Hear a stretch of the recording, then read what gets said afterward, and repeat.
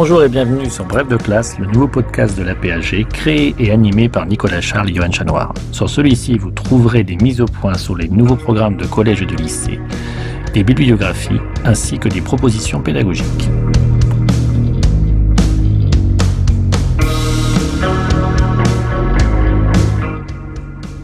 Bref de classe, une émission en deux parties. Tout d'abord, une présentation par un spécialiste des grands enjeux du thème au programme, puis ensuite un personnage et un document représentatif de la période. Document que l'on peut télécharger sur aphg.fr et le réutiliser en classe.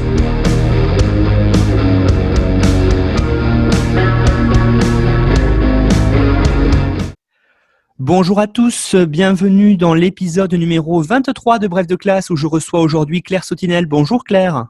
Bonjour Nicolas. Alors Claire, vous êtes agrégée d'histoire, vous êtes aujourd'hui professeure d'histoire romaine à l'université Paris-Est Créteil, vous êtes une spécialiste de l'Antiquité tardive et du christianisme ancien et vous avez publié notamment en 2019 Rome, la fin d'un empire dans la collection Mondes anciens chez Belin le volume couvre la période 212-493, donc on va peut-être parler dans cette émission-là de cette période, en tout cas jusqu'aux bornes du concours. Et je renvoie aussi les auditeurs qui voudraient avoir peut-être sur le fond politique, à la fois à l'émission numéro 20 avec Catherine Virlouvet dans notre Bref de classe, mais aussi chez notre ami André Loez, où vous aviez fait, Claire, une excellente intervention autour justement de la fin de l'Empire romain. Donc peut-être que les deux pourraient aussi aux étudiants apporter un certain secours. Voilà. Alors, aujourd'hui, Claire, l'idée de cette intervention, c'est d'apporter par rapport à ce qu'on a fait dans l'épisode 21 avec John Shade, peut-être à la fois, je dirais pas des précisions, mais en tout cas peut-être développer certains points qui sont votre spécialité. Et je commencerai peut-être par l'un des deux premiers points qui serait de revenir sur les religions monothéistes de l'Empire romain à cette période. Oui, merci Nicolas de me donner cette occasion de parler de ces sujets qui me tiennent à cœur, même si je suis plus spécialiste du christianisme que du judaïsme.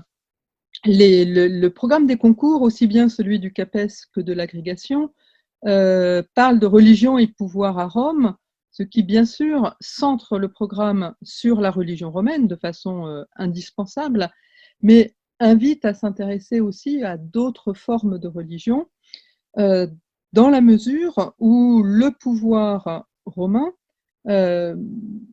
intervient, est en relation, interagit avec ces formes religieuses. Alors, vous parlez de monothéisme et vous avez raison. Je crois qu'il faut faire vraiment attention à ne pas chercher à entrer dans une étude trop approfondie de chacune des formes religieuses qui intègrent le programme. Ce serait rendre le travail infaisable, passionnant certes, mais assez éloigné de ce qu'on en attend. Le judaïsme et le christianisme, ce sont effectivement des religions monothéistes, on va en redire un mot, mais ce sont surtout des religions qui rentrent mal dans le cadre romain pour des raisons très différentes pour les juifs et pour les chrétiens. Donc la question du contrôle par le pouvoir de ces formes religieuses, elle n'est pas exclusivement liée à leur monothéisme, elle est liée particulièrement en ce qui concerne les chrétiens, à leur absence de statut reconnu et l'impossibilité de les ramener à une forme religieuse connue. Donc, je parlerai vraiment brièvement du judaïsme, d'abord parce que ce que j'en sais, c'est ce que tout professeur d'histoire bien informé en sait, je n'ai jamais vraiment travaillé là-dessus.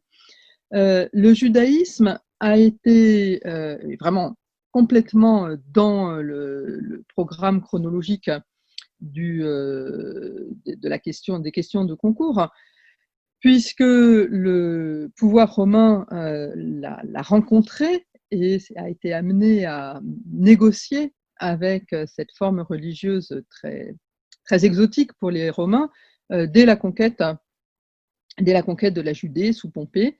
Et alors c'est plus qu'un détail, mais dans le cadre du programme, c'est quand même intéressant de noter que on dit souvent, avec raison, que le judaïsme est reconnu par le pouvoir romain, accepté par le pouvoir romain, qui accepte son monothéisme, et que donc les Juifs n'ont jamais fait l'objet et la preuve en étant que les Juifs n'ont jamais fait l'objet de persécutions similaires à celles des chrétiens. Il est intéressant de noter qu'en fait, on ne sait pas de quelle façon, politiquement et juridiquement parlant, les Romains ont reconnu, je mets des guillemets à l'américaine au verbe reconnaître, le judaïsme. En fait, on constate que le judaïsme n'est effectivement pas persécuté en tant que forme religieuse, mais on ne sait pas dans quelle mesure ça aurait été inscrit dans le traité, comme le suggère Flavius Joseph, ou si c'est simplement une situation de fait. Et il est très intéressant de savoir qu'on ne le sait pas, parce que ça montre que ce n'est pas très important pour les Romains, et que donc le vrai problème, ce n'est pas d'être en contact avec une religion monothéiste. Le vrai problème, c'est de savoir comment on délimite ce qui relève de la religion pour les uns et pour les autres. Et ce qui est important et ce qui distingue le judaïsme du christianisme, c'est que le judaïsme est reconnu comme la religion d'un peuple. John Child l'a bien rappelé, la religion, et c'est vrai aussi pour le judaïsme, ça n'est pas une option individuelle, c'est un élément d'une identité collective. De même que dans le monde romain, on a la religion, on pratique le culte pratiqué dans sa famille ou dans sa cité. Si on entre dans un métier, on pratique le culte de sa corporation sans poser d'option individuelle. De même, si on est juif, on pratique le culte juif et la question ne se pose pas d'abandonner la religion de ses pairs. C'est une question qui émerge très tardivement. Et les Romains comprennent ça très bien. Les Romains peuvent avoir de l'antipathie pour une religion monothéiste qui, au lieu d'être incluante, sépare des autres pratiques religieuses. Ils comprennent qu'on ne change pas de religion, qu'on a la religion de ses pairs, et donc les Juifs, tant qu'ils sont autorisés à être juifs, sont autorisés à pratiquer leur culte. Pourquoi est-ce que je fais cette précision? Parce que toujours dans la longue période chronologique du programme, il y a les révoltes juives, et lors des révoltes juives, eh bien, il y a des mesures très contraignantes qui sont prises pour les Juifs, l'interdiction de résider à Jérusalem, la destruction du temple qui rend impossible le sacrifice, l'interdiction de financer la religion juive par l'impôt, autant de choses qui sont des décisions qui portent directement sur la pratique juive. Mais elles ne pratiquent pas sur les croyances, et à aucun moment on ne demande, on exige des Juifs, même vaincus après la guerre de Titus ou après la révolte sous Adrien, de pratiquer une autre religion. Et lorsque il n'y a pas alors, la crise politique n'a plus de raison d'être, puisque l'ancienne Judée est devenue la province romaine de Palestine, la question de la religion pratiquée par les Juifs n'est jamais un problème pour les Romains, qui la valident comme telle, même si on ne connaît pas les formes juridiques de cette validation. Donc avant les révoltes ou après les révoltes, les Romains n'éprouvent pas le besoin d'exercer un contrôle sur les pratiques rituelles, cultuelles des Juifs, et ils admettent que les Juifs ont des pratiques cultuelles monothéistes. Beaucoup d'auteurs romains trouvent ça très déplaisant, mais ça n'entraîne pas d'interdiction ou de contrôle véritablement politique. Les chrétiens cessent d'être perçus comme des Juifs très tôt. Il est légitime, alors c'est une question qui est très importante et compliquée, sur laquelle il y a des débats historiens importants, même si on voit bien dans quel sens va la recherche historique aujourd'hui. Il est très légitime de parler du christianisme comme d'une secte juive. C'est une expression qu'a utilisée John Shade dans son propos, et de façon tout à fait juste. D'abord parce que Jésus est juif et c'est toujours revendiqué comme tel, parce que ses disciples ses premiers disciples se sont revendiqués comme tels, et si on lit le Nouveau Testament, qui est une source aussi pour la période étudiée, les premiers chrétiens prêchent dans les synagogues, prêchent à Jérusalem, et essayent de persuader les Juifs que Jésus est l'accomplissement du judaïsme. La rupture entre les autorités juives de Jérusalem et les chrétiens, elle arrive très tôt. Elle est rapportée dans le Nouveau Testament avec le martyre du diacre Étienne dans l'année qui suit la mort de Jésus, et puis dans toute une série d'expulsions des synagogues qui apparaissent ici et là dans les Actes des Apôtres. Et donc les Juifs considèrent que les chrétiens ne sont pas des Juifs, que ce sont des hérétiques juifs, et ils les condamnent comme tels. Comment est-ce que les chrétiens se défendent de cette accusation? C'est complexe. Les chrétiens persistent à prêcher dans les synagogues très tard, au-delà de la période apostolique parfois, et les chrétiens revendiquent ce lien fort avec le judaïsme. La rupture, elle est aboutie quelque part entre, c'est un moment non complètement déterminé entre les deux révoltes juives. Les chrétiens se désolidarisent des Juifs et trouvent finalement un intérêt à ne pas être assimilés les Juifs lorsque les Juifs font l'objet de la colère de Rome.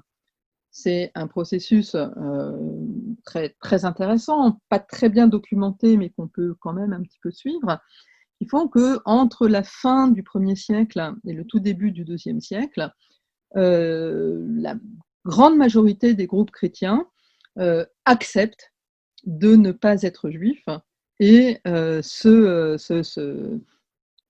définissent comme tels, et se définissent d'ailleurs un petit peu comme une sorte de troisième race entre les Grecs et les Juifs. Ils sont les chrétiens, un peuple nouveau appelé à rendre le vrai culte au vrai Dieu.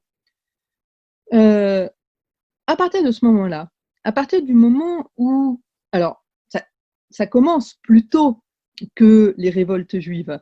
Déjà, lorsque l'apôtre Paul est présenté devant les autorités par les Juifs, c'est parce que les Juifs considèrent qu'il n'est pas juif, et ils exigent que les autorités romaines décident d'interdire sa prédication qui sème le trouble dans les synagogues. Et Paul accepte cette accusation et demande simplement à être emmené à Rome pour y être jugé par l'empereur puisqu'il est citoyen romain. Mais donc ça commence dès les années 50 de notre ère. Et on voit bien au moment de l'incendie de Rome sous le règne de Néron que les chrétiens sont individualisés. Mais ils sont individualisés comme des troubles-fêtes, comme des troubles-fêtes, des trublions, des gens qui perturbent l'ordre public. Ils ne sont pas perçus comme une religion. Ils sont perçus comme un mouvement religieux non intégré dans la cité, rejeté aussi bien par les Juifs que n'ayant aucune raison d'être dans une cité romaine, ce qui en fait des boucs émissaires faciles après l'incendie de Néron. Mais les chrétiens restent, ils ne sont pas éradiqués par la répression de Néron, qui d'ailleurs je disais, les chrétiens apparaissent comme des boucs émissaires à ce moment-là. Il n'y a pas du tout un mouvement pour supprimer le christianisme, ni à Rome ni ailleurs.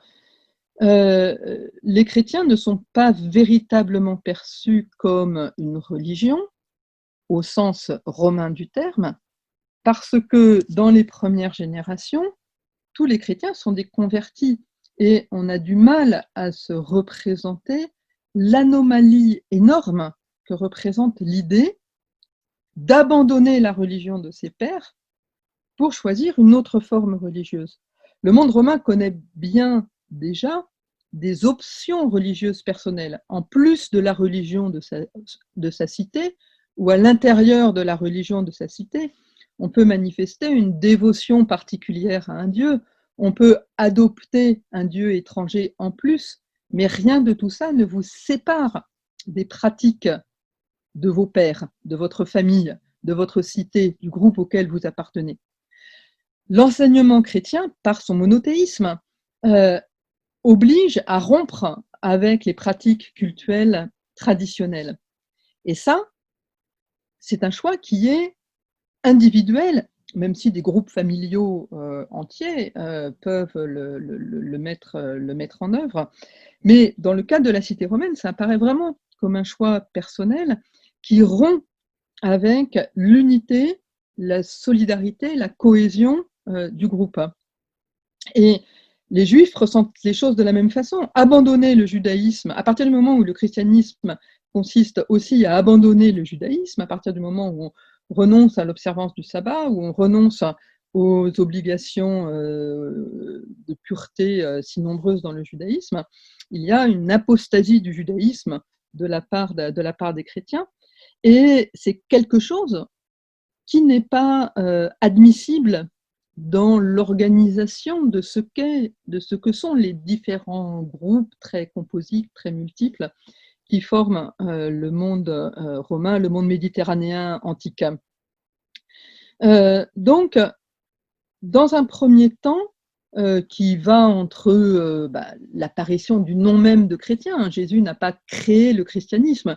Jésus, il a enseigné, il a prophétisé parfois, il a donné l'exemple, il est mort, et c'est après sa mort que ses disciples ont décidé ont fait mouvement et que le mouvement a duré et que ce mouvement a été appelé chrétien quelque part en Orient au 1er siècle.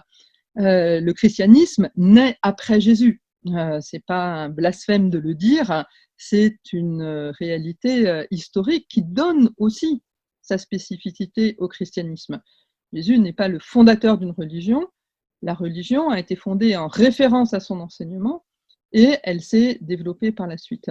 Donc, dans un premier temps qui va de la prédication de Paul, disons, des premières générations de chrétiens, ou plutôt de la première rupture avec la synagogue à Constantinople, avec le temple à Constantinople, jusqu'au milieu du IIe siècle à peu près, les chrétiens forment des groupes unis par leur attachement au souvenir de la personne de Jésus, au souvenir de son enseignement, extraordinairement diversifiés et pas du tout reconnus comme une religion. La différence entre les chrétiens et les autres, c'est que les chrétiens le christianisme n'est pas considéré comme une religion. Il y a des chrétiens qui sont des sectaires, effectivement, mais des sectaires du judaïsme, mais des sectaires très séparés, des sectaires plus ou moins exotiques, en rupture avec leur société d'origine, et dont la société romaine ne perçoit pas qu'ils forment une proposition religieuse cohérente. Et il faut un certain temps pour que les chrétiens, à force de communiquer les uns avec les autres, de transmettre des textes, de se disputer entre eux pour savoir comment il faut comprendre l'enseignement de Jésus, ce qu'il faut retenir des liens avec le judaïsme, que le christianisme se forme en une proposition religieuse originale. Voilà. Donc il faut bien, pour comprendre la question des relations entre religion et pouvoir dans le monde romain, il faut bien connaître le judaïsme et le christianisme. Mais il ne faut pas additionner une histoire du christianisme à une histoire du judaïsme et à une histoire de la religion romaine. Il faut vraiment voir comment les choses, enfin les situations, les acteurs aussi, se lient entre eux. Voilà un petit peu les conditions de base, hein, en quelque sorte, hein, pour pour parler du christianisme et du judaïsme. Alors Claire, justement, hein, si on revient un tout petit peu sur le judaïsme, ce qu'il faut poser peut-être comme question, vous allez me dire, hein, vous qui êtes spécialiste de ça, c'est peut-être de voir quelle est par le pouvoir romain la reconnaissance de cette religion. Alors vous avez commencé à l'évoquer en Judée bien sûr, mais aussi dans l'ensemble de l'Empire, puisqu'on retrouve des communautés juives dans une grande partie de l'Empire romain et en particulier dans la ville de Rome elle-même. Bien sûr.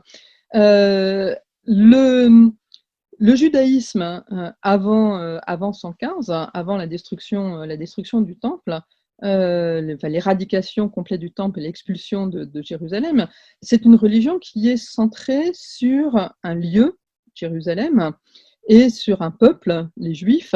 Donc c'est une religion qui a un cœur et un noyau. Dès cette période, il y a des communautés juives dans beaucoup d'endroits dans l'Empire. Parmi celles très anciennes et très bien connues, il y a celle d'Alexandrie qui est prospère dès la période hellénistique.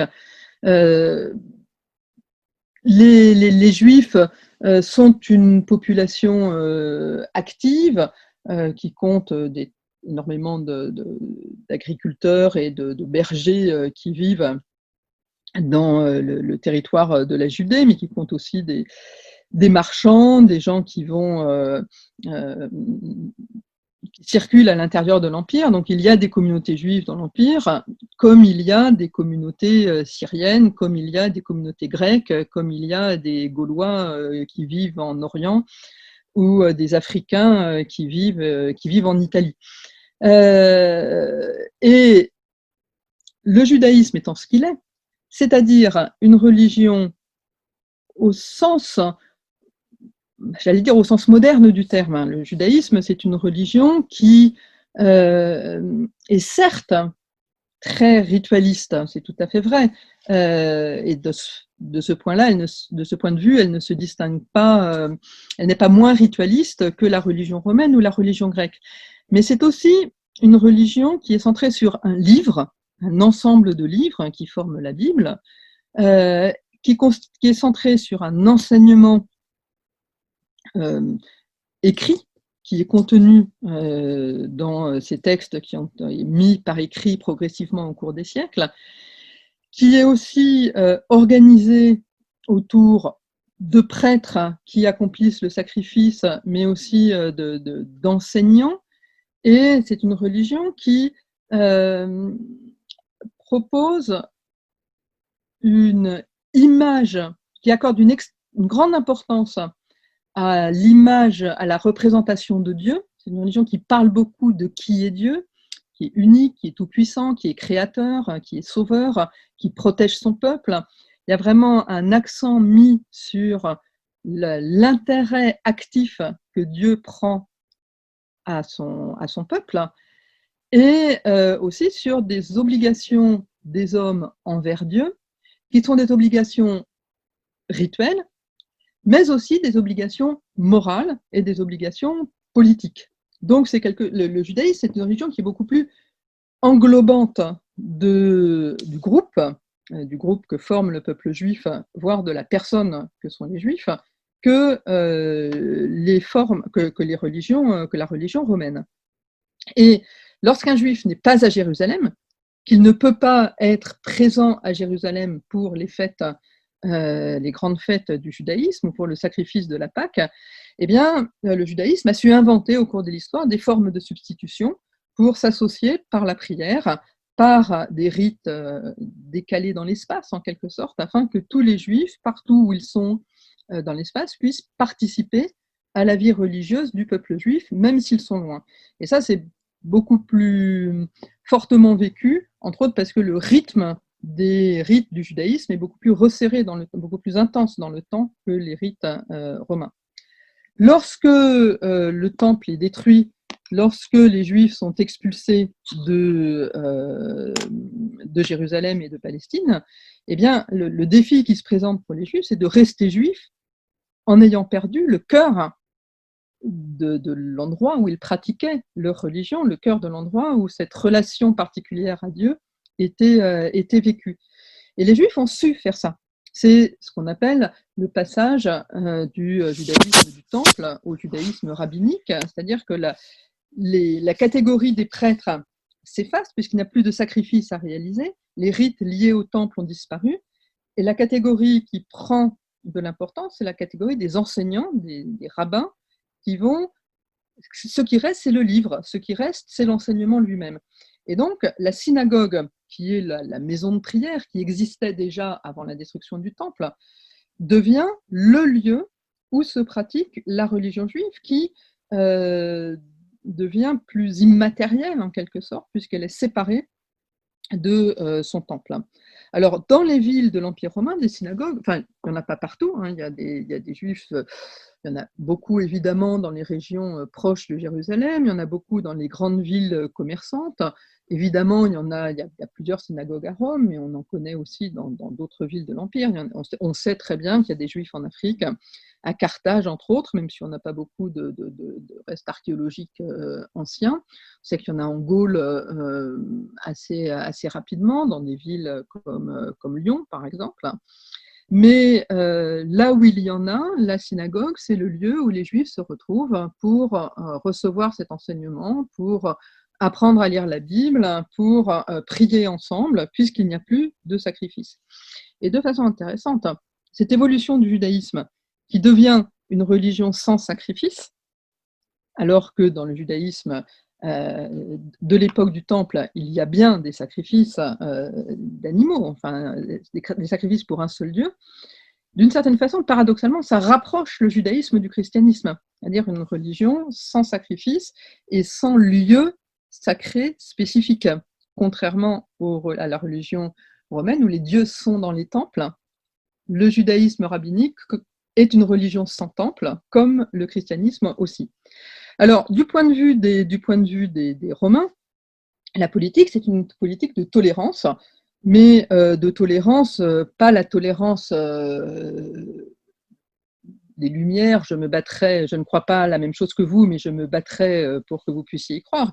C'est une tolérance du genre, ils sont là, c'est leur religion, c'est comme ça qu'ils font, voilà, tant que ça ne nous dérange pas, ça passe. Hein. C'est vraiment l'acceptation de fait. D'où l'absence de persécution, qui n'exclut pas qu'il y ait des moments où il y a des expulsions de juifs, comme à Rome sous le règne de Claude, mais il y a plusieurs exemples. Il y a des expulsions de juifs, mais au même moment où il y a des expulsions d'autres étrangers, ou à des moments de disette, de difficultés d'approvisionnement, où on veut ne garder à Rome que la population strictement romaine que l'on peut mieux contrôler. Donc ça, c'est des choses qui arrivent, mais qui sont extrêmement politiques et liées au fait que les Juifs, qui sont juifs de père en fils ou de mère en fille, ou de mère en fils, mais enfin, ils restent perçus, le judaïsme reste perçu comme la religion d'un peuple.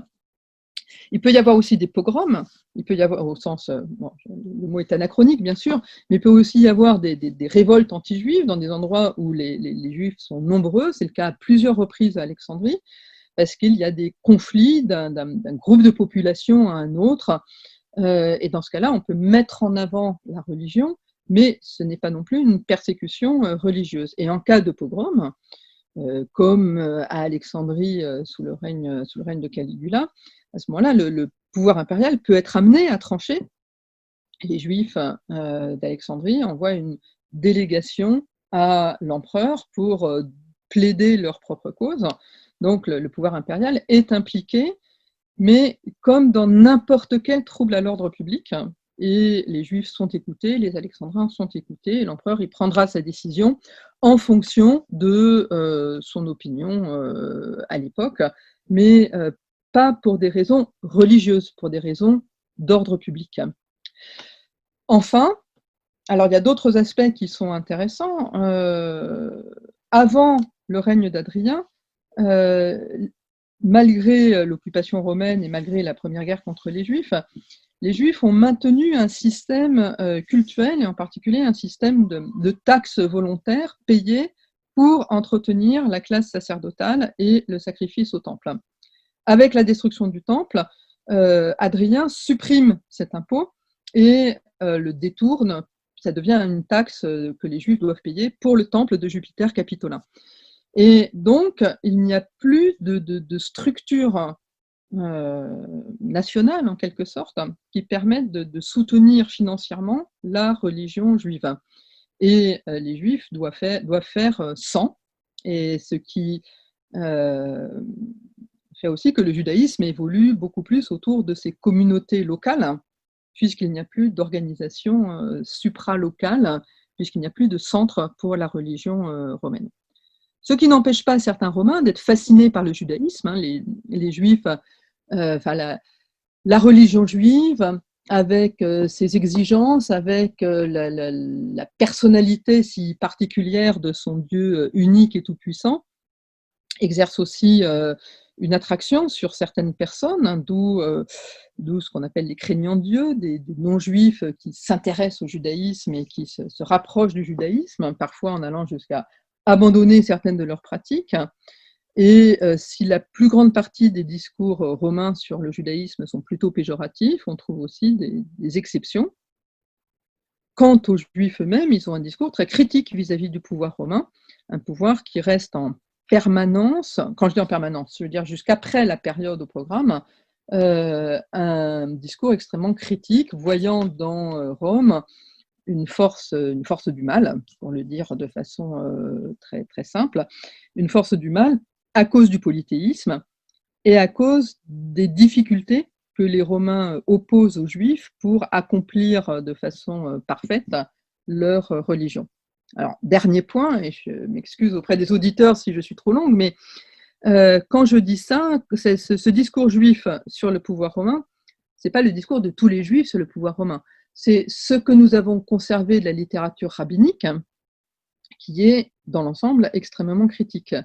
Mais pour le judaïsme, comme pour d'autres religions, on le verra avec les chrétiens, il peut y avoir une marge assez importante entre un discours assez intransigeant des autorités religieuses, sachant plus que les autorités rabbiniques, elles ne sont pas centralisées du tout, elles sont complètement dispersées. Chaque rabbin a son propre discours, il n'y a rien qui permette de hiérarchiser les rabbins, sinon la tradition. Et ce que pratique le juif même pratiquant, qui est plus ou moins intransigeant, plus ou moins rigoureux, plus ou moins à l'aise dans ses relations avec les non-juifs. Donc tout ça donne au judaïsme le caractère d'une religion bien identifiée dans l'Empire, ça c'est sûr, hein, quelles que soient les conditions juridiques de la reconnaissance du judaïsme, c'est sûr que les autorités romaines savent ce que c'est que le judaïsme, savent le reconnaître et l'identifier, accepté comme forme religieuse et très largement présent dans l'Empire. Après, c'est aussi une forme religieuse qui est diversement acceptée et appréciée, mais qui effectivement ne pose pas de macro-problèmes dans l'Empire romain, dans la période qui nous intéresse, ni même après.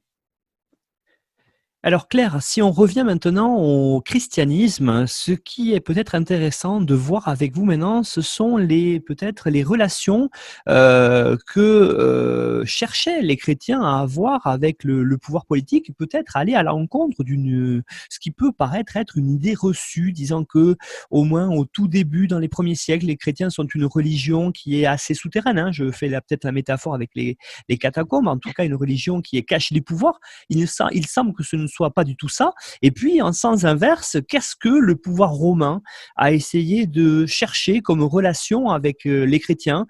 On a souvent en tête, là aussi, les persécutions, même si elles n'arrivent qu'en extrême fin de période et après. Alors, qu'est-ce qu'on peut dire sur cette double relation entre chrétiens et pouvoir romain? Alors, on peut dire plein de choses, beaucoup trop de choses pour une seule émission. On peut dire, alors il y a une chose que l'on ne peut pas dire, et ce serait bien de se le retirer de la tête assez tôt, c'est l'idée que le christianisme soit une religion souterraine. Non seulement parce que les catacombes, on le sait bien, ce sont des lieux d'inhumation, ce n'est pas des lieux de réunion des chrétiens, donc cette image tellement bien transmise par le XIXe siècle, au moment où on fouille les catacombes et au moment où on écrit des romans dessus, c'est un peu un leurre, hein, les catacombes, c'est là où les chrétiens, où beaucoup de chrétiens sont ensevelis, de même que beaucoup de juifs sont ensevelis dans des catacombes, de même que beaucoup de païens sont ensevelis dans les catacombes. et les chrétiens ne se réunissent pas dans les catacombes. Mais c'est pas tellement pour ça qu'il faut éviter souterrain. Ces souterrains, ça voudrait dire qu'on cherche à se cacher et qu'on y réussit. C'est les tranchées, c'est les catacombes, c'est tout ce que vous voulez. Et c'est pas ce qui se passe même dans les premiers siècles. En revanche, et ça me paraît aussi très très important, le christianisme se développe dans les premiers siècles en marge du pouvoir politique. Et ça, c'est pas banal. Parce que si il y a peu de religions, il y en a, hein, mais il n'y a pas énormément de religions dont on connaît les tout premiers siècles et dont on peut les retracer. Il y en a encore moins dont on peut les retracer aussi bien que le christianisme. Bien sûr, il y a l'islam, il y a aussi dans une moindre mesure le bouddhisme. Si le confucianisme était une religion, il y aurait aussi le confucianisme. Dans la plupart des cas, il y a les religions, elles émergent, les fondateurs de religions, ils se rapprochent du pouvoir ou ils prennent le pouvoir parce que c'est un petit peu la seule façon de diffuser une religion. Et dans le cas du christianisme, eh bien, le christianisme s'est développé, alors non pas souterrainement, mais ultra discrètement, bien avant d'établir des contacts avec le pouvoir des sociétés dans lesquelles il se développe. En tout cas, avec le pouvoir politique. Et ça, c'est quelque chose d'assez particulier et qui reste vrai jusqu'au IIe siècle. Alors, le christianisme, et si le christianisme se développe de façon aussi discrète, c'est justement parce que, alors je vais dire quelque chose qui va peut-être paraître, je suis désolée pour les bruits parasites, hein, j'espère que ça gêne pas trop, j'espère que je ne vais choquer personne parce que ce n'est pas du tout mon but, mais le christianisme, ça n'existe pas. Ça n'existe pas au 1er, au 2e, voire au 3e siècle. Parce que si on dit le christianisme, j'insiste sur le singulier, on parle d'une religion cohérente. Or, il y a des christianismes. Il y a des christianismes parce qu'il n'y a aucune structure et forme d'organisation cohérente pour l'ensemble des groupes chrétiens. Donc, l'enseignement de Jésus tel qu'il est prononcé, tel qu'il est répété, puis mis par écrit par ses disciples et par les disciples de ses disciples, eh bien, il est répété, mis par écrit sous des formes un peu différentes selon les endroits. Et chaque groupe qui se laisse séduire par cet enseignement peut mettre l'accent sur un aspect ou sur un autre de cet enseignement, ce qui produit des formes extrêmement variées.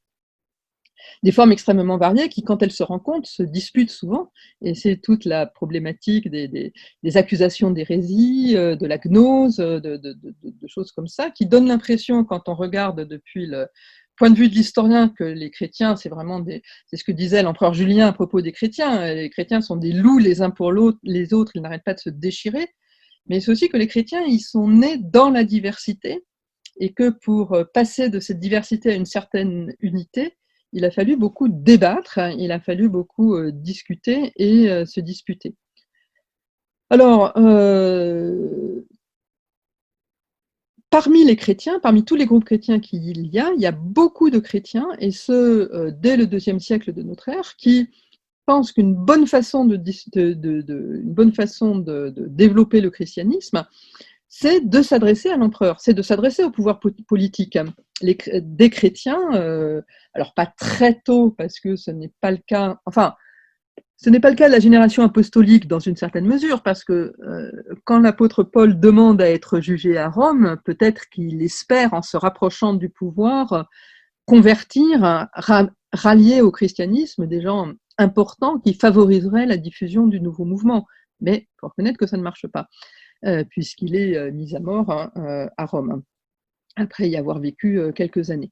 Mais en revanche, on connaît à partir du IIe siècle des chrétiens qui ont, enfin, ce sont des textes qu'on a conservés, des apologies aux empereurs qui sont transmises parfois par l'historien du IVe siècle Eusèbe de Césarée ou par d'autres textes, des chrétiens qui écrivent aux empereurs pour leur expliquer à quel point le christianisme est une religion propice à l'Empire. D'abord, que le christianisme est une religion, que c'est un culte au vrai Dieu, que respecter le christianisme serait propice à l'Empire, et que donc il n'y a aucune raison d'être hostile aux chrétiens et qu'au contraire, les empereurs devraient les protéger.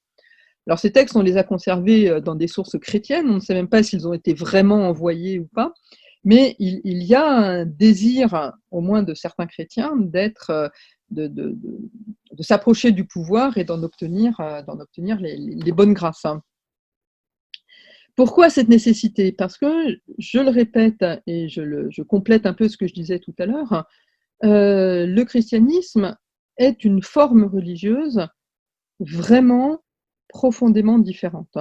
Le judaïsme est profondément différent, mais c'est la religion d'un peuple un petit peu bizarre, qui a sa religion un petit peu bizarre, et ça les Romains peuvent le comprendre. Chaque peuple a sa religion. Mais les chrétiens sont de différents horizons. Il y a des chrétiens grecs, africains, latins, juifs, et qui ont donc renoncé à la religion de leur père pour devenir chrétiens. Et ça, je l'ai déjà dit, les Romains ne le comprennent pas du tout et ne l'admettent pas du tout, l'admettent très difficilement jusqu'à une période très tardive. Les chrétiens sont rigoureusement monothéistes, alors, et ça, ils le sont vraiment. Ça n'a pas, enfin, non, ça n'a pas de sens de dire que la Trinité, est-ce que la Trinité, c'est pas un polythéisme?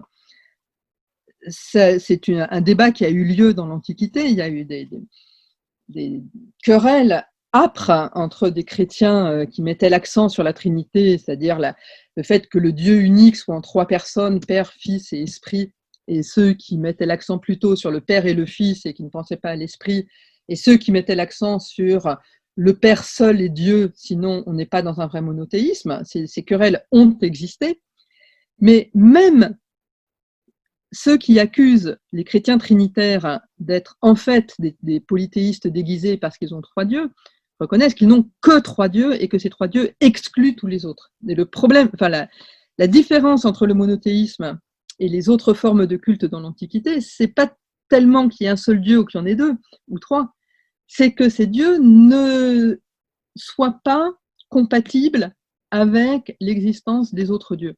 Que si on vénère le Dieu des chrétiens, qu'il soit en 1 ou en 3 personnes, les autres dieux sont disqualifiés.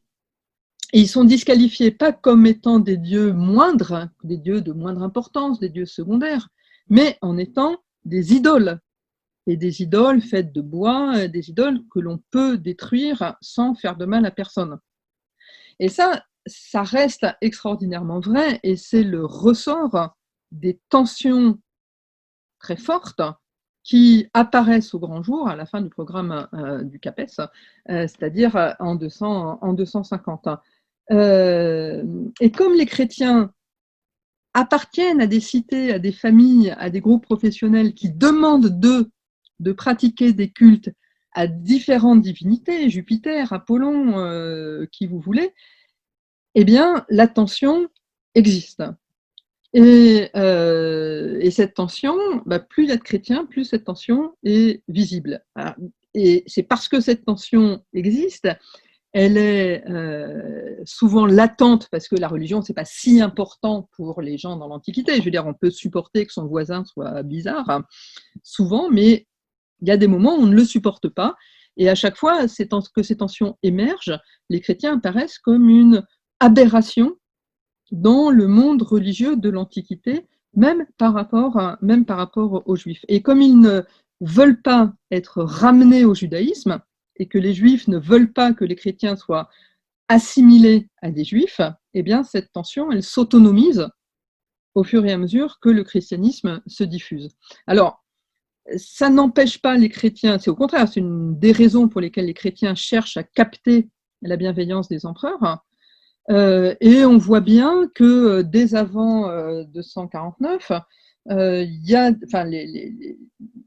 des empereurs qui ne sont pas complètement ignorants des chrétiens. Au moment, Marc Aurèle est empereur lors de la persécution des chrétiens de Lyon en 167, Et Marc Aurèle sait quelque chose du christianisme. Il déteste ça, mais il en sait quelque chose. Et s'il en sait quelque chose, c'est qu'il en a entendu parler. Dans les années 240, le prédécesseur de Dès, qui s'appelait Philippe et qui était né en Arabie, était tellement au courant de l'existence des chrétiens qu'il était même réputé chez certains de ses adversaires comme étant chrétien lui-même, ce qui est et même certains chrétiens ont répandu cette rumeur qui est tout à fait fausse historiquement, on peut le prouver facilement, mais ça montre que petit à petit, vous voyez, Marc Aurèle, fin du IIe siècle. Avant ça, on a une apologie du christianisme adressée à Adrien, mais on ne sait pas si Adrien l'a jamais reçu. On voit qu'il y a ce rapprochement très lent qui se fait. Mais le fait que les chrétiens désirent la bienveillance de l'empereur ne veut pas dire que le christianisme est une religion liée au pouvoir avant Constantin. Et le fait que le christianisme soit mal connu des empereurs ne vient pas de ce que les chrétiens se sont cachés, il vient de ce qu'ils étaient tellement peu nombreux et tellement à l'écart, à l'écart pas au sens où ils étaient pas dans les villes, mais leur forme de culte était tellement différente de celle des autres qu'elle était le plus souvent pas du tout visible. Alors Claire, il y a quelque chose de très important maintenant peut-être à évoquer ensemble dans ce podcast destiné donc à parler du concours de l'agrégation, mais aussi du CAPES. Et c'est vrai que quand on a évoqué avec John Shade les bornes du programme, on s'est limité à 235, qui est la limite pour l'agrégation, mais le CAPES va 15 ans plus loin, 250. Alors il y a là un réel changement de problématique, j'allais dire, puisque durant ces 15 années, avec notamment le règne de l'empereur Dès, les choses changent, en particulier pour les chrétiens. Oui, tout à fait. Et c'est d'ailleurs pour ça que je parle tant des chrétiens, c'est parce que la modification de la date pour le programme du CAPES modifie presque l'esprit de la question. C'est une ruse assez... Enfin, c'est une ruse, je plaisante bien sûr, mais enfin, les membres du jury ou je ne sais qui a décidé de ce changement de date a imposé aux collègues qui préparent le CAPES un fardeau non négligeable et aux étudiants aussi, parce que la problématique même de la question change. En quelque sorte, le centre de gravité de la question est un petit peu modifié. Alors, John, dans son podcast, dans son émission, disait que ça s'arrête en 250 parce que c'est la fin de la dynastie sévérienne et que jusque-là, les choses sont à peu près sous contrôle. Et puis après, c'est le grand chambardement, c'est la crise. Et c'est très compliqué et c'est très difficile de comprendre ce qui se passe. C'est évidemment vrai. Mais dans ce cas-là, pourquoi aller jusqu'en 250 ? Alors, si on va jusqu'en 250, c'est pour aller, enfin je pense, je ne suis pas dans le secret des dieux, mais c'est le cas de le dire, mais si on va jusqu'en 250, c'est pour aller jusqu'à ce qu'on appelle la persécution de Dès. Et cette persécution de Dès, c'est une répression contre les chrétiens consécutive à un édit publié par l'empereur Dès à l'extrême fin de 249 et qui prend effet dans l'année 250, qui dure jusqu'à la mort de l'empereur.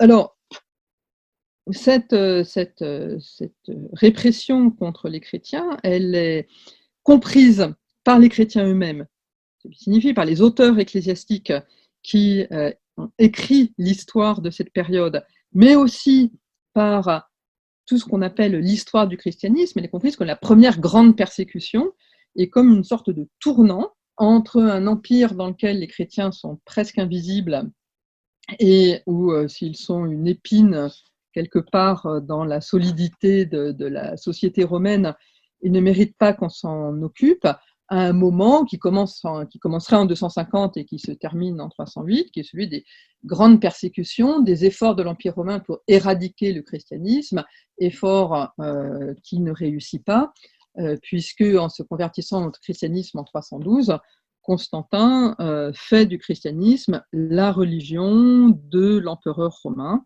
avant qu'elle ne devienne la religion de l'Empire et la religion du monde occidental. Donc, choisir cette césure, c'est donner beaucoup d'importance au christianisme. Et si on intègre, puisqu'on intègre l'édit de Dès dans le programme, ça oblige à bien comprendre ce que font les chrétiens dans l'histoire, alors que si on s'arrête en 235, on peut leur accorder moins de place. On peut accorder aux chrétiens à peu près la même place, non seulement qu'au judaïsme, mais qu'au culte de Mithra, ou au culte d'Isis, ou voire au zoroastrisme. En allant jusqu'en 250, là pour le coup, il faut changer un peu la focale, changer un peu la perspective du programme, d'autant que la persécution, on va garder ce nom-là qui n'est pas interdit, mais la persécution de Dès, c'est la conséquence d'un édit qui, très vraisemblablement, enfin en tout cas moi c'est mon opinion et celle de beaucoup d'autres historiens, d'un édit qui n'était pas du tout conçu contre les chrétiens. L'édit en question, c'est un édit qui demande à tous les citoyens de l'Empire de sacrifier aux dieux de l'Empire pour célébrer la restauration de la puissance impériale après une période difficile. Et c'est parce que beaucoup de chrétiens refusent d'obéir à cet édit, qui évidemment est incompatible avec leur polythéisme, qu'ils sont ensuite poursuivis et punis. On n'a pas conservé l'édit de Dès, mais il n'y a aucune raison de penser que le mot des chrétiens apparaissait, ni même que l'intention de Dès était de nuire aux chrétiens. Alors, pourquoi est-ce que ça arrive en 249 et pas en 168 ou sous Auguste ou ailleurs, hein? Tout simplement parce que, comme John Child l'a bien rappelé, la religion de Rome, c'est la religion de la cité de Rome. Et chaque cité a sa religion. Évidemment, Rome, ce n'est pas n'importe quelle cité. C'est la maîtresse de l'Empire, c'est le cœur de l'Empire et toute la structure politique de l'Empire romain, et je renvoie à l'émission de Catherine Vierlouvet, donne un rôle très particulier à Rome. Et il y a des citoyens romains qui pratiquent la religion de Rome bien ailleurs que dans la ville de Rome. Mais les citoyens romains, pendant les premiers siècles de l'Empire, ils sont une élite dans l'Empire, une minorité et une élite dans l'Empire romain, fiers d'être des citoyens romains et de remplir leurs obligations cultuelles envers les dieux de Rome. Lorsque Dès prononce son édit, lorsqu'il promulgue son édit, c'est toute la population libre de l'Empire qui est constituée de citoyens romains. Donc, la mesure proclamée un sacrifice devient une mesure universelle. Alors que, comme John Child l'a très bien expliqué, la religion romaine, elle n'a rien d'universel en soi. C'est une religion civique. Mais la religion de Rome est devenue, depuis 212, la religion de tout l'Empire. Donc, lorsque Dès promulgue son édit, il promulgue une obligation religieuse, rituelle, classique, banale, un sacrifice, ou la participation à un sacrifice, mais qui a une dimension universelle, inédite, et qui met en évidence l'existence d'une diversité religieuse de fait, c'est-à-dire pas une diversité religieuse parce qu'il y aurait beaucoup de dieux, mais une diversité religieuse parce qu'il y a une petite partie de la population, minoritaire mais visible, qui ne peut pas obéir à ces règles en étant cohérente avec sa propre pratique religieuse. Et ça, c'est un changement très important. Je dirais que le changement, c'est vraiment un changement de paradigme religieux et pas seulement un changement de religion ou l'apparition du christianisme. Justement, Claire, ce qui est très intéressant par rapport à véritablement ce que vous nous dites maintenant, c'est de revenir peut-être sur le changement fondamental qu'il y a dans l'Empire romain. Vous l'avez évoqué à l'instant avec cet édit de Caracalla de 212, qui a un vrai, peut-être il ne faut pas le sous-estimer, impact religieux, puisque, vous l'avez dit, il universalise la relation des Romains avec les religions. Alors, les conséquences pour les chrétiens, par exemple, c'est quoi, Claire ? Alors, les conséquences, donc, comme beaucoup de gens le savent, et en particulier des collègues historiens ou des étudiants d'histoire, donc en 212, l'empereur Caracalla promulgue un édit qui accorde la citoyenneté religieuse à tous les habitants libres de l'Empire. Je passe les détails techniques très intéressants, mais qui ne nous concernent pas ici. Cet édit, vous le savez, on en a conservé quelques bribes sur un papyrus qui nous permet de connaître les mots mêmes utilisés par l'empereur. Dans ces quelques mots, Caracalla mentionne les dieux de l'Empire et le papyrus est fragmentaire, mais pour ce qu'on en peut reconstituer, il affirme par cette mesure donner aux dieux de l'Empire de nouveaux fidèles qui vont accomplir le culte en leur honneur. Donc cette idée religieuse, elle est présente. Il n'y a aucune raison de penser qu'elle est le motif principal de l'édit de Caracalla. L'édit de Caracalla, comme on l'appelle donc la Constitution de 212, l'édit de Caracalla, ces mots sont synonymes. C'est un édit qui nous paraît à nous assez révolutionnaire, qui n'attire pas énormément l'attention des historiens antiques, qui ne l'ignorent pas, mais qui le présentent de façon variable, souvent comme une mesure intéressée de l'empereur, qui aurait voulu donner la citoyenneté à tout le monde pour pouvoir prélever plus d'impôts et augmenter les ressources de l'Empire. Une intention qui est peut-être réelle, qui va dans un sens qu'on retrouve jusqu'à la fin de l'Empire, et en particulier avec les réformes de Dioclétien, qui est d'homogénéiser les territoires impériaux. La conquête, elle est très lointaine dans le temps quand on arrive en 212, et l'idée qu'il y ait des statuts différents des personnes selon les territoires paraît peut-être aussi tout simplement un anachronisme aussi administratif. Mais le fait même que Caracalla mentionne les dieux de l'Empire dans son édit indique, et la logique le confirme, que cet édit il a aussi une dimension religieuse. Alors, je ne sais pas s'il a une intention religieuse, mais il a une dimension religieuse. Et cette dimension religieuse, elle est toute bête, c'est que l'idée de la cité reste dominante, c'est ce qui structure l'Empire. Que tout le monde soit citoyen, ça veut dire, quand on est citoyen d'une cité, on obéit aux lois de la cité et on vénère les dieux de la cité, ce qui veut dire qu'on suit le calendrier des fêtes de la cité et qu'on obéit aux prêtres de la cité. Et bien, à partir du moment où tout le monde est citoyen romain, tout le monde partage la religion des Romains. Alors, ce partage, il n'est pas fait par exclusion. Chacun conserve la religion de sa cité. Il n'y a aucun doute là-dessus. Le calendrier de sa cité, mais on y ajoute, on y superpose les fêtes romaines qui devaient souvent être déjà célébrées, étant donné l'affluence et l'importance de Rome dans la vie de toutes les provinces de l'Empire. Sauf que cette fois-ci, en bon droit romain concernant la religion, il s'agit d'obligations cultuelles et pas simplement d'être le spectateur heureux de fêtes de la triade capitoline ou de la déesse romaine. Donc, les obligations cultuelles liées à la religion romaine, qui sont relativement, qui sont pas très contraignantes en soi, deviennent le fait de tous. Et forcément, cela change la position des chrétiens. Alors, puisque les chrétiens ne peuvent pas, s'ils se conforment aux enseignements de leurs évêques ou de leurs spécialistes de la religion, les chrétiens ne doivent pas, en tout cas, participer aux fêtes d'autres dieux, sous peine de s'adonner à l'idolâtrie. Donc, je pense que ça a un effet, ça a virtuellement un impact très important.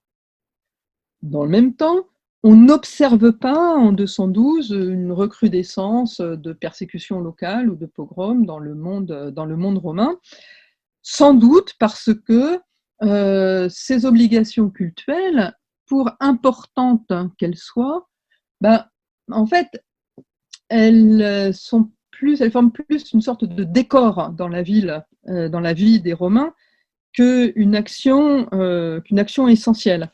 Je ne sais pas si je m'exprime très bien, mais ce que je veux dire, c'est que les sacrifices, c'est avant tout le travail des prêtres et de leurs assistants, des magistrats des cités. La foule, elle est invitée à profiter du spectacle et éventuellement à acheter ou consommer de la viande de sacrifice. Et on ne va pas forcément, dans une ville, compter tous les gens qui sont là et tous les gens qui ne sont pas là. Et parmi les gens qui ne sont pas là, il y a sans doute les chrétiens, même sûrement beaucoup de chrétiens. Il y a aussi les juifs, mais il peut y avoir aussi des gens malades ou des gens qui ne sont pas d'humeur. Enfin, il n'y a pas d'humeur à faire la fête ce jour-là. Il n'y a pas d'obligation contrôlée et surveillée d'être présent, physiquement présent lorsqu'il y a un sacrifice. La logique de la religion traditionnelle, de la religion romaine, c'est d'être présent. Un bon Romain a envie d'être présent pour les fêtes, mais on ne va pas aller contrôler ceux qui sont absents en dehors de périodes de crise grave. Donc, les conséquences virtuelles, elles sont importantes, mais elles ne se manifestent pas énormément, aussi sans doute parce que au IIIe siècle, et c'est ce que j'essaie de montrer dans un chapitre de mon livre qui est consacré justement au paysage religieux du monde romain au IIIe siècle, c'est qu'il n'y a pas que les chrétiens qui sont des religions exotiques et un peu bizarres aux yeux des Romains, bien sûr. Il y a aussi les dévots de Mitra, il y a des gens qui s'intéressent au culte des pays voisins. Il y a eu depuis longtemps énormément de circulation cultuelle entre l'Orient, l'Occident. Donc, le paysage est extrêmement varié et les normes sont plus difficiles à repérer. Mais virtuellement, c'est bien 212 qui donne une dimension universelle à la religion romaine, et c'est 212 qui permet l'édit de Dès. Sans 212, si Dès, grand pontife, avait publié un édit demandant un sacrifice à tout le monde, il demandait un sacrifice à tous les citoyens romains. Et donc, comme les chrétiens étaient pas loin d'être tous citoyens romains, ils avaient peu de raisons d'être pointés du doigt et d'être soumis à la répression. En revanche, le refus des chrétiens et la répression contre eux les identifient comme un groupe, là pour le coup comme un groupe, parce qu'on trouve des chrétiens qui refusent d'obéir à Dès, on en trouve en Palestine, on en trouve en Égypte, on en trouve à Rome, on en trouve en Afrique, donc ils sont identifiés comme un groupe susceptible de ne pas obéir à l'empereur lorsque l'empereur leur dit quelque chose. Et dans les périodes extrêmement tendues militairement et politiquement parlant, qui forment les décennies centrales du IIIe siècle, eh bien, les chrétiens sont ensuite visés comme étant des ennemis potentiels, une sorte de cinquième colonne ennemie de la puissance de l'Empire romain. Mais ça, heureusement pour les étudiants, c'est après la période, on n'a pas besoin de s'en occuper.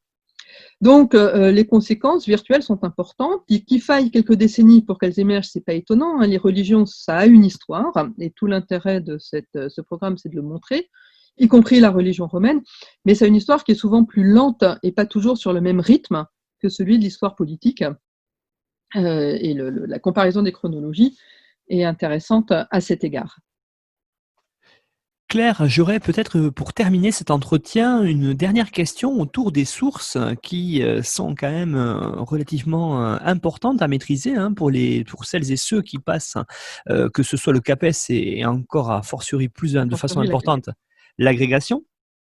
J'aurais aimé qu'on revienne peut-être sur l'importance des sources chrétiennes sur l'ensemble de la période pour comprendre cette question-là. Alors, on avait évoqué ça avec John Shade, mais j'aimerais que vous développiez peut-être cet aspect qui est loin d'être mineur.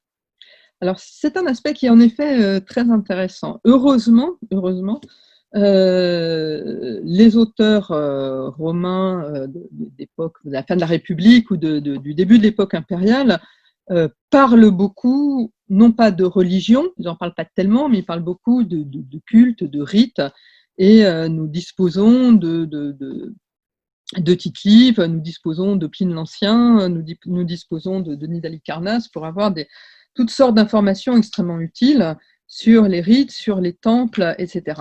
Mais une bonne partie de notre connaissance de la religion romaine passe par des auteurs du IVe et du Ve siècle qui décrivent la religion romaine pour la combattre.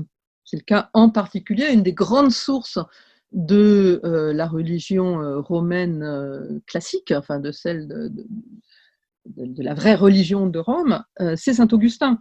C'est saint Augustin qui, dans la Cité de Dieu, consacre un livre entier à décrire la religion romaine dans son polythéisme exacerbé, avec des dizaines et des dizaines de dieux, dans ses formes rituelles devenues incompréhensibles, comme de peigner la statue du dieu, ou de lui faire les ongles, ou des choses comme ça. Et Augustin, qui est un polémiste, hein, un évêque chrétien qui écrit La Cité de Dieu au début du Ve siècle, c'est aussi un homme extrêmement cultivé, et c'est un honnête homme aussi. Donc il cite des sources, et il cite souvent des sources qui sont perdues pour nous, donc auxquelles on se réfère pour... les spécialistes de la religion romaine ont besoin des sources chrétiennes pour avoir plus d'informations sur ce qu'était la religion romaine. Mais évidemment, ces sources chrétiennes, elles ont comme objectif de critiquer cette religion romaine. Alors ça, c'est assez facile pour l'historien de faire la part des choses.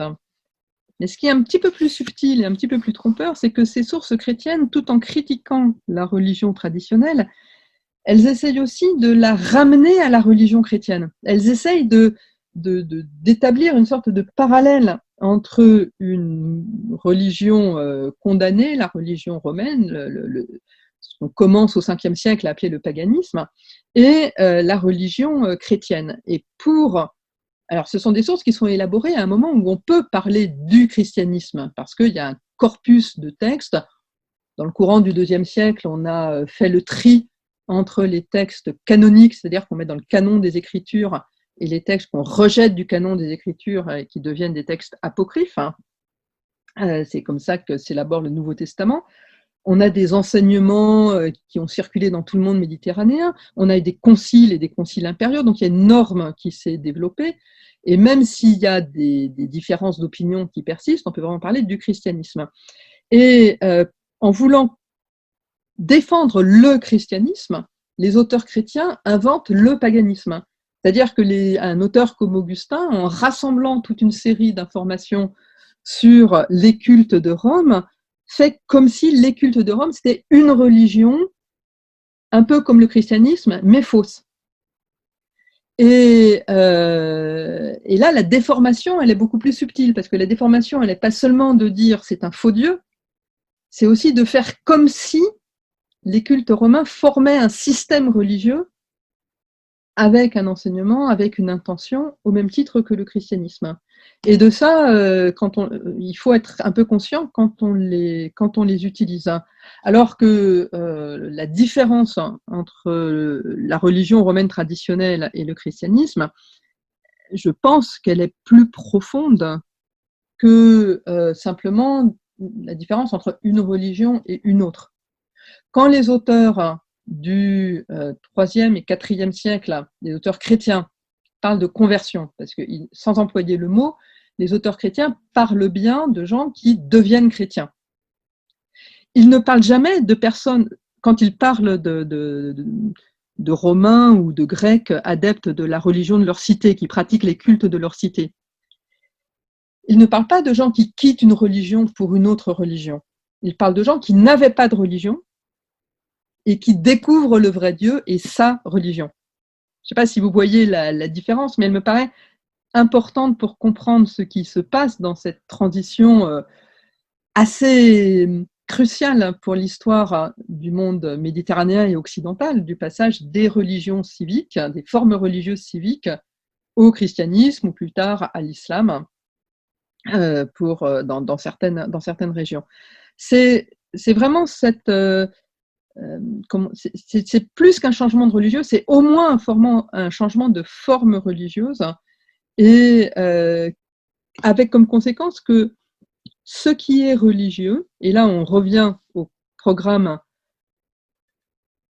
surtout de Capès, mais aussi d'agrégation à certains égards, si on veut bien comprendre la religion romaine, ça aboutit à un changement de la place de ce qui est religieux dans la société romaine ou méditerranéenne. C'est-à-dire que dans la société romaine traditionnelle, ce qui est religieux est extrêmement présent, extrêmement mêlé à toutes les autres activités humaines, du groupe familial comme de la cité, donc à toutes les activités du pouvoir politique, et c'est la problématique majeure du programme, voir comment s'articulent ces formes religieuses à la pratique du pouvoir et comment elles sont contrôlées, etc.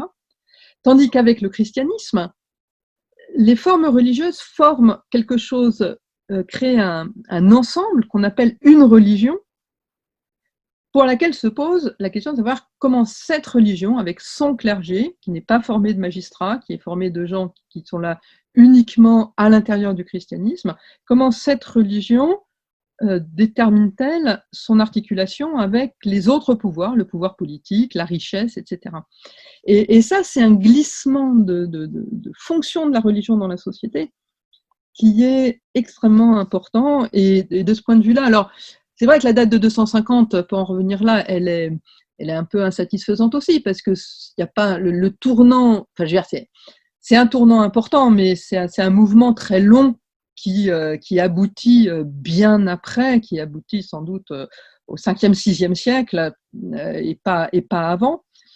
Mais étant donné l'importance, et on en a eu la sinistre illustration la semaine dernière, l'importance des interrogations qu'on peut avoir sur ce que c'est que la religion et sa légitimité dans l'espace public et ce qu'elle est, je pense que c'est vraiment intéressant et important de réfléchir à ce dont on parle quand on parle de religion.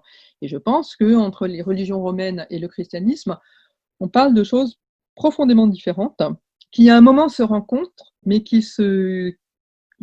s'influencent l'une et l'autre, mais sur des bases conceptuelles profondément différentes. Claire Sautinel, merci pour cet entretien qui a permis, je pense, et j'espère en tout cas, pour celles et ceux qui préparent les concours du CAPES et l'agrégation, d'aller plus loin, de comprendre d'autres choses, notamment autour du judaïsme et surtout du christianisme. Alors, je rappelle à toutes et à tous, je pense qu'ils le connaissent, mais je vais le redire, votre livre « Rome, la fin d'un empire » de Caracalla à la fin du 5e siècle, paru chez Belin en 2019 dans la collection Mondes anciens, qui, vous l'avez dit, je pense, est à maîtriser, en tout cas pour la fin de la période, que ce soit du CAPES ou de l'agrégation. On rappelle aussi, vous avez donné quelques petites indications bibliographiques qui permettront d'aller plus loin aux étudiants, que l'on retrouve sur le site aphg.fr. Claire Sautinel, merci beaucoup. À bientôt, j'espère. Au revoir. Au revoir.